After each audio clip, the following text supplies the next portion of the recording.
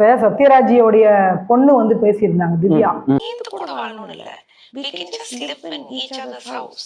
We can just be together, have children. We don't have to be married. It's okay. திருமணம் இல்லாமையே நமக்கு ஒரு குழந்தை வேணும்னு ஆசைப்பட்டாலும் கூட இன்னைக்கு இருக்கிற மெடிக்கல் ஃபெசிலிட்டியில், மருத்துவத்துறையில் இருக்கிற இன்னைக்கு இருக்கிற டெவலப்மெண்ட்டில் அதுக்கான வாய்ப்புகள் இருக்குது.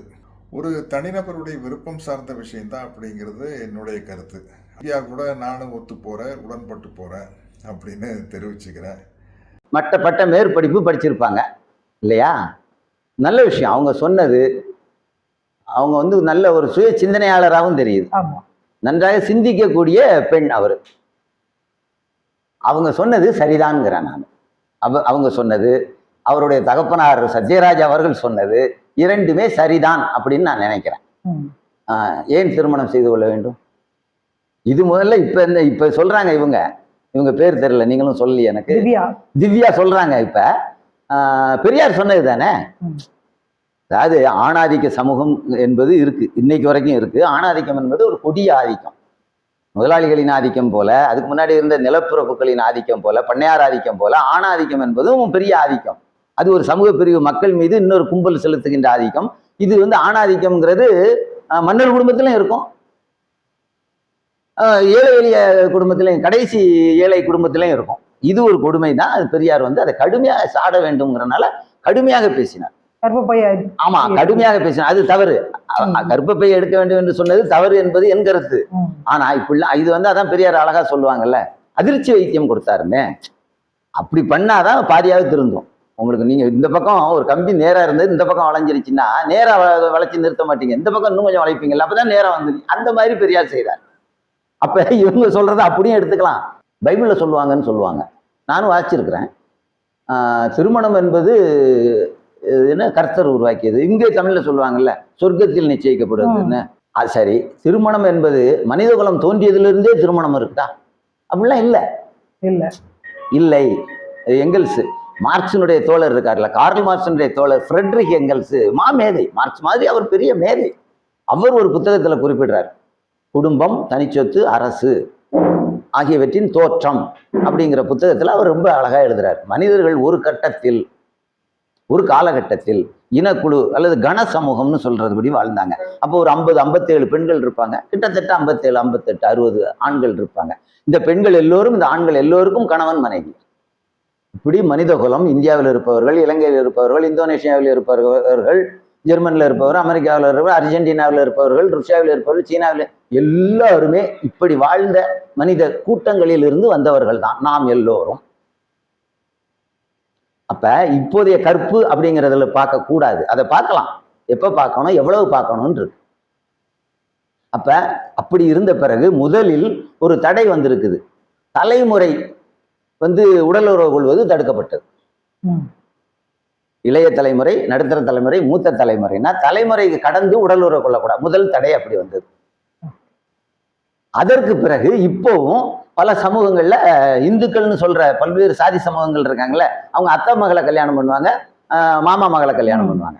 இஸ்லாமியர்கள் சித்தப்பா மகளையும் கல்யாணம் பண்ணுவாங்க. அங்க அவங்க என்ன ஃபார்முலா சொல்றாங்கன்னா, வேறு ஆண் பெற்ற மகளை மகனை கல்யாணம் பண்ணலாம், அவ்வளவுதான் அவங்க ஃபார்முலா. இவங்க வந்து சித்தப்பானாலும் அப்பாவுடைய தம்பி, அப்ப அவனும் அந்த பொண்ணு இவனுக்கு தங்கை ஆகிறாள். அங்கே ஆண்னா சித்தப்பா வேண்டிய மகன் என்றால் தம்பி ஆகிறான். இந்த ஃபார்முலாவில் இவங்க போவாங்க. அப்ப இதுல எந்த ஃபார்முலா சரி? அவங்களுக்கு அந்த ஃபார்முலா சரி. இதுலலாம் வந்து நீங்க வந்து இது வந்து இயற்பியல், வேதியியல் மாதிரியான இயற்கை விஞ்ஞானங்கள் கிடையாது. இயற்கை விஞ்ஞானங்கள்லாம் அதற்கே உரிய விதிகள் உண்டு, லா உண்டு. அதை வந்து மாறவே மாறாது. ஆனா சமூகவியல் இது மனிதன் சம்பந்தப்பட்டது. இதில் அப்பப்போ மாறிக்கிட்டு இருக்கும். ஒவ்வொரு காலகட்டத்துக்கு தர ஒரு 500-1000 வருஷம் ஒரு விஷயம் இருக்கும், சரி என்று இருக்கும். அதுக்கப்புறம் அது தவறு என்று ஆகும், புதிய விஷயங்கள் வரும், அதுதான் சரி என்று இருக்கும். அதையெல்லாம் வச்சு பார்த்தீங்கன்னா நம்ம சத்யராஜ் அவர்களுடைய மகள் அவங்க திவ்யா, அவங்க சொன்னது சரி. அவங்க இது எல்லாமே தொலைநோக்கா சிந்திச்சு அவங்களும் இந்த புத்தகங்கள்லாம் படிச்சிருப்பாங்க.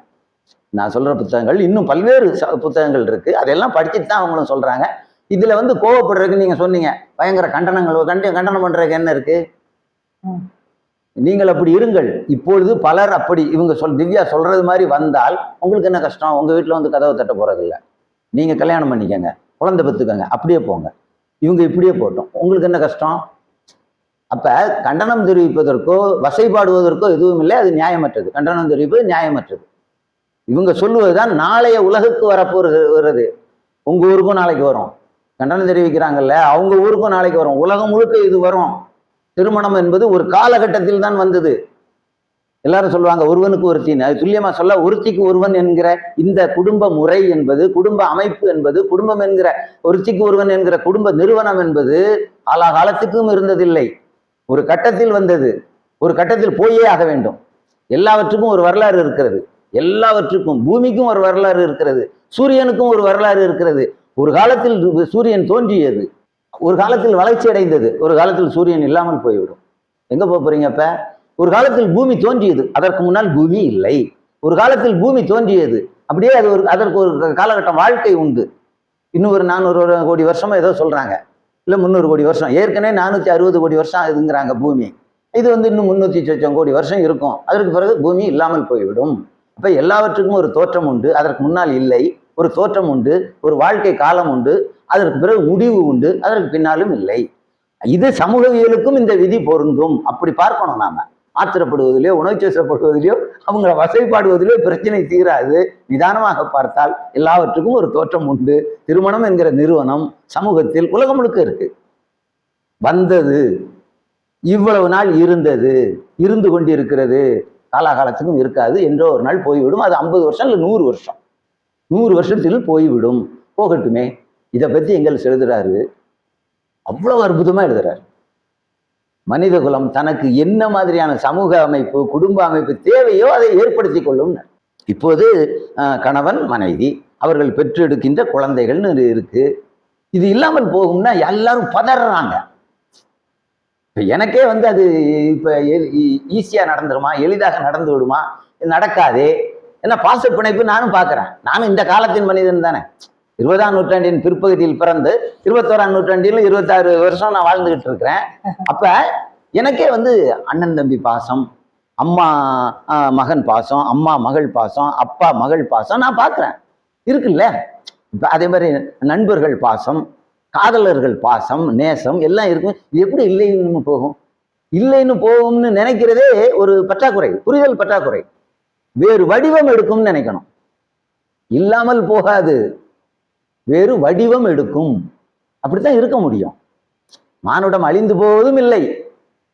மானுடம் அழிஞ்சிடும்னு நான் நினைக்கல. மானுடத்தை அழிக்க பல்வேறு சதிகள் பண்றான். இப்ப நம்ம ட்ரம்ப் கூட முயற்சி பண்றாருன்னு வைங்க, அதெல்லாம் ட்ரம்பால முடியாது. ட்ரம்ப் தாத்தா வந்தாலும் முடியாது, அது வேற. அந்த கதையை தனியா பேசுவோம். அப்ப இந்த பாசம், இந்த பாச பந்தம்னு சொல்றோம் இல்லையா, இந்த நட்புணர்வு, இந்த அன்புணர்வு, இது எல்லாம் இல்லாமல் போகாது, வேறு ஒரு வடிவம் எடுக்கும். இப்போது பெற்ற குழந்தைகளை நேசிப்பார்கள் இல்லையா? இனிமேல் வருங்காலத்தில் எல்லா குழந்தைகளையும் நேசிப்பார்கள், எல்லோரும் நேசிப்பார்கள். அப்படி இருக்கலாமே. இதற்கு முன்னால் இருந்ததே, எல்லா ஆண்களும் கணவர்கள், எல்லா பெண்களும் மனைவியர்னு எங்கெல்ஸ் எழுதியிருக்காருன்னு சொன்னா, அவர் இன்னொரு ஒரு மார்கன் ஒரு அறிஞர், அவருடைய புத்தகத்துல இருந்து இதை எடுத்து எழுதுறாரு. அந்த அறிஞர் இப்ப பழங்குடி மக்களோட வாழ்ந்தவர், அந்த கன சமூகத்து மக்களோட வாழ்ந்தவர், பார்த்து எழுதினாரு. அதை எங்கெல்ஸ் சொல்றாரு. அங்கே எல்லா குழந்தைகளையும் எல்லாரும் நேசித்தார்களே. இப்ப பெண்கள் பெற்ற குழந்தைக்கு கூட பால் கொடுக்க தயங்குகிறார்கள்னு யாரோ சொன்னாங்க. ஆனா அந்த காலத்துல பல்வேறு தாய்மார்கள், அந்த தெருவில் ஒரு 5-6 குழந்தைக்கு பால் கொடுத்த தாய்மார்கள்லாம் இருக்காங்க. நீங்க நீங்க வயசு அதிகம் இல்லாத ஒரு பெண் தோழர், ஆனா நான் கேள்விப்பட்டிருக்கிறேன். உங்க ஊர்ல கிராமத்துல சொல்லியிருப்பாங்க, ஒரு பேதம் பார்க்காம பக்கத்து வீட்டு குழந்தைக்கெல்லாம் பால் கொடுத்துருக்குறாங்க. இது மீண்டும் வராதுன்னு எப்படி சொல்ல முடியும்? எப்படி பார்த்தாலும் விஞ்ஞான சமூகவியல் விஞ்ஞான ரீதியாக பார்த்தால் திருமணம்ங்கிற அந்த நிறுவனம், இந்த குடும்பம்ங்கிற நிறுவனம் காலாகாலத்துக்கும் இருக்கும்னு சொல்ல முடியாது. என்னால் தோன்றியது ஒரு காலம், தோன்றியது எல்லாம் ஒரு காலம் முடிந்தாக வேண்டும். இதுவும் முடியும். இதை தைரியமா வெளிப்படுத்திய திவ்யா அவர்களை பாராட்டுகிறேன். இதே விஷயத்தை தான், இதே மாதிரி விஷயத்தை தான் 2005ஆம் ஆண்டு 20-21 வருஷம் ஆகுது, குஷ்பு சொன்னார்கள். குஷ்புவுக்கு எதிராக அங்க ரொம்ப பேர் குதிச்சான், கோர்ட்டுக்கெல்லாம் கேஸ் எல்லாம் போட்டான், ரொம்ப புரட்சி பேசுற அமைப்பெல்லாம் குதிச்சான். அயோக்கியத்தனம் அது. அதாவது பெண்கள் அந்த கற்பு இப்பொழுது தேவையான்னு சொன்னாலே ஆம்பளை எல்லாம் ஏன் இவ்வளவு டென்ஷன் ஆகுற, ஏன் டென்ஷன் ஆகுற, கூல் டவுன், இந்த அமைதியா உட்காரு, அந்த ஓரமா உட்காந்து டீ சாப்பிடு, சரியாயிருவேன். நீ இன்னும் ஆதிக்கம் பண்ணலாம்னு நினைக்கிறியா? டேய் விட்டுறா, பெண்கள்லாம் அடிக்க வந்தாங்கன்னா தாங்க மாட்டாடா ஆம்பளைலாம். யோசிச்சுப்பாரு. நீ படிக்காம வச்சிருந்த, படிக்க விடாம வச்சிருந்த, அவ்வளவு திமிரு பண்ண, நீ விரும்பியா விட்ட. ஏதோ காலம் மாற்றம், அந்த பண்ணையார் சமூகம்ங்கிறது முதலாளித்துவ சமூகம் மாறிச்சு. முதலாளிகளுக்கு எல்லாரும் வேலைக்கு எல்லாரும் வேணும். முதலாளித்துவ சமூகம் தான் பெண்களை படிக்க வச்சுது. தனிநபர் தலைவர்கள் போராடினார்கள், பெரியார் போராடினார். ஆனா அதற்கு மேல இந்த சமூக மாற்றம் தான் பெண்கள்லாம் படிக்க வச்சுது. படிச்சுட்டாங்கல்ல, இன்னும் இது செல்லுபடி ஆகாதுடா கண்ணா, ஆம்பளை ஒழுங்கா இரு, ஆம்பளையா இரு. அதுக்கு மேல போகணும்னு நினைச்சா அவங்க சண்டைக்கு வருவாங்க, தாங்க முடியாது உன்னால. வணக்கம்.